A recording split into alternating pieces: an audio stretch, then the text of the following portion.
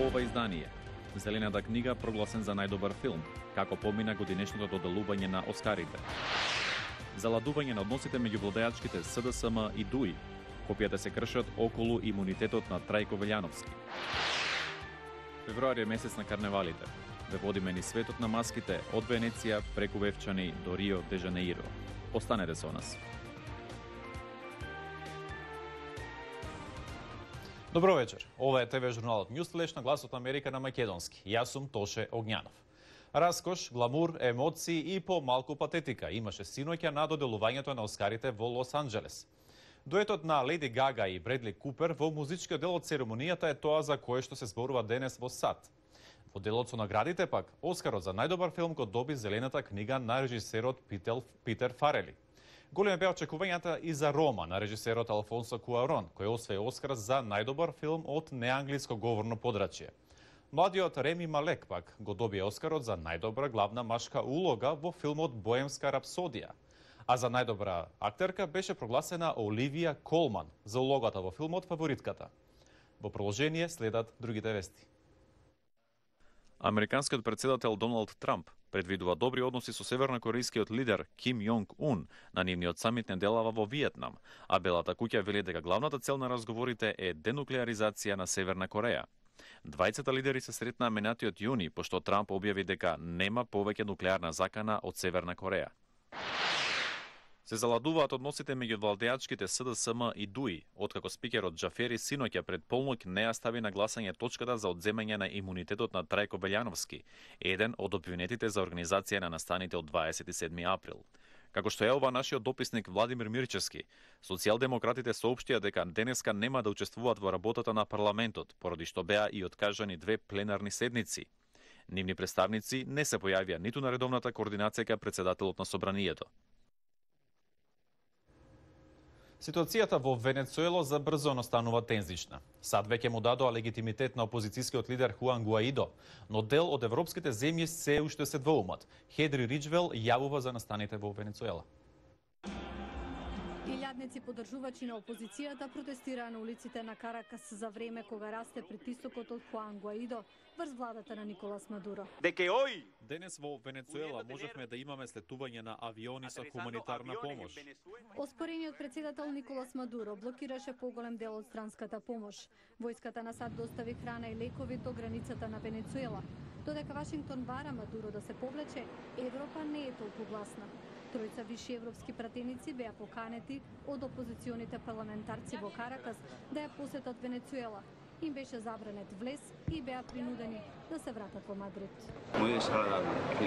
Беше многу непријатно. Демонстрирање дека Венецуела е земја заложник, слично како Северна Кореја. Европските пратеници побара Европската унија да ја напушти меѓународната контакт група. Иницијатива на европските држави и 4 земји од Латинска Америка кои бараат политички излез од кризата. На безбедносната конференција во Минхен, американскиот подпредседател Майк Пенс рече дека ЕУ мора да го признае Хуан Гуаидо како председател. Холандија беше меѓу државите што го следеа Вашингтон. 22 европски земји го признаа Гуаидо како привремен председател и се разбира би сакал да ја видам Европската унија обединета по тоа прашање. Но унијата е поделена. Шпанија одржува блиски врски со Венецуела и ги отфрла барањата на Вашингтон. Господинот Пенс не може да бара од нас да не го почитуваме уставот на Венецуела. Франција инсистира на нови избори. Во време кога поголем дел од странската помош е заглавена, се интензивира дипломатската дебата околу тоа како да се стави крај на политичката криза и да му се помогне на венецуелскиот народ. Американското катче во Струга спроведува хумана акција, во чии рамки граѓаните донираат своја коса што ќе се искористи за изработка на перики за децата болни од рак.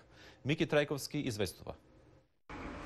Откако пристигна во фризерскиот салон, 9-годишната Јана од Струга беше подготвена да ја скрати својата коса за да ја подари за изработка на перика која треба да заврши кај дете кое боледува од рак. Незината мајка раскажува дека веднаш штом слушнала за иницијативата за донирање коса на американското катче од незиниот град, посакала и таа да помогне некому. Прочитавме на Фејсбук дека во ова студио може да ја донираме нашата коса и еве Јана се одлучи за едно хумано дело. Прифати лесно, малку си поплака, во смисла да и беше жал за дечињата. и брзо се одлучи да ја донира својата коса. Во акцијата се вклучија и локални фризерски салони. Тие бесплатно ги пострижуваат сите оние кои сакаат на овој начин да ја искажат својата хуманост. Од мои сознанија, 8 плетенки мислам дека се потребни за да се направи една перика. Замислете колку луѓе би требало да донираат косата за да добиеме една перика за едно детенце. Но не е само Јана, или од Охрица решил на истиот чекор. Па сакав да ја продам први на почетокот, реков ќе ја продам, ќе земам некој денар, ама не, немаше цена што мој да ми ја платит коса, пошто стварно имав спомени во неј еден си стоеше дома, после 4 години се решив да ја донирам. Ардите од американското катче од Струга вели дека собраната коса во соработка со Здруженијето за борба против рак Борка ќе заврши во Холандија кај тамошна организација која изработува перики од природна коса. Потоа тие перики ќе бидат распределени кај децата што немаат услови за купување на истата. Идејата произлегува од тоа дека ние претходно сме донирале коса, лична коса. Овој пат решивме да го направиме тоа на поголемо ниво, со цел да ја подигнеме свеста и локалните сограѓани за една ваква иницијатива. По меѓувреме, Илија изработил и собствено видео кое го објавил на социјалните мрежи, а преку кое сака да ги потикне сите своји врсници да го направат истото. Донирајте, не е страшно, не боли, стварно, воопшто не боли. Идејата е слична ваква акција која е поддржана и од амбасадата на САД да има и во иднина. Од Струга за Гласот на Америка, Мики Трајковски. Сезоната на карневалите започна низ светот. Најпознатите се во Венеција и во Рио де Жанеиро, а кај нас тоа е Вевчанскиот карневал. Златица Хоук не води низ светот на маските. Познатиот венецијски карневал секоја година привлекува илјадници посетители во Италија. Весели луѓе, најчесто маскирани, се собираат по должината на каналот Канареџо по повод годишната парада, која годинава ја предводеше чамец во форма на джиновски канализацијски ставарец, во Венеција познат како Пантегана.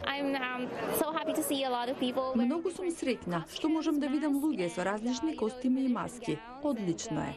И Рио де Жанеиро е една од популарните карневалски дестинации. Бразил во текот на минатата година страдаше од низа непогоди, вклучувајќи го и смртоносното уривање на брана во јануари.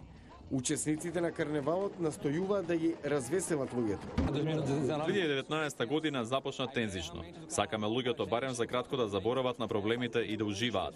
Нема да биде лесно бидејќи минуваме низ тешки моменти, но ќе се обидеме да ги расположиме. Карневалите често ја отсликуваат и политичката ситуација. Најчести се маски и костими со ликови на светските лидери. Макрон, Трамп, Путин, по некои од актуелните политичари.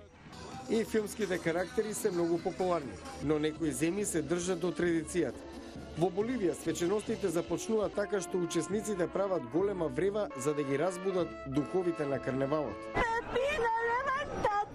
Карневалските традиции датираат од паганските времиња кога луѓето се облекувале во страшни костими, правеле врева за да ја исплашат зимата да ја дочекаат новата година.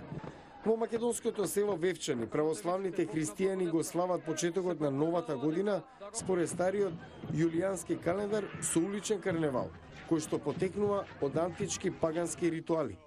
Во Птуј во Словенија низ традиција заштитена од УНЕСКО со звонење на звонци се бркаат зимата и злото од земјата и се пречекуваат пролета и новата година. Група на 6 мажи маскирани во митски ѕверови годинава се појави на алпското светско првенство во скијање во Шведска. Тука сме во поддршка на спортистите. Звонењето на звонците можеби ќе разбуди некој антички словенски дух кој ќе ја помогне на нивната надпреварувачка Илка Штулех да освои златната медаља во женски спуст. Го гледавте Ньюс на Гласот на Америка на македонски. Јас сум Тоше Огњанов од студиото во Вашингтон. Имајте пријатна вечер и успешна работна недела. Се гледаме утре.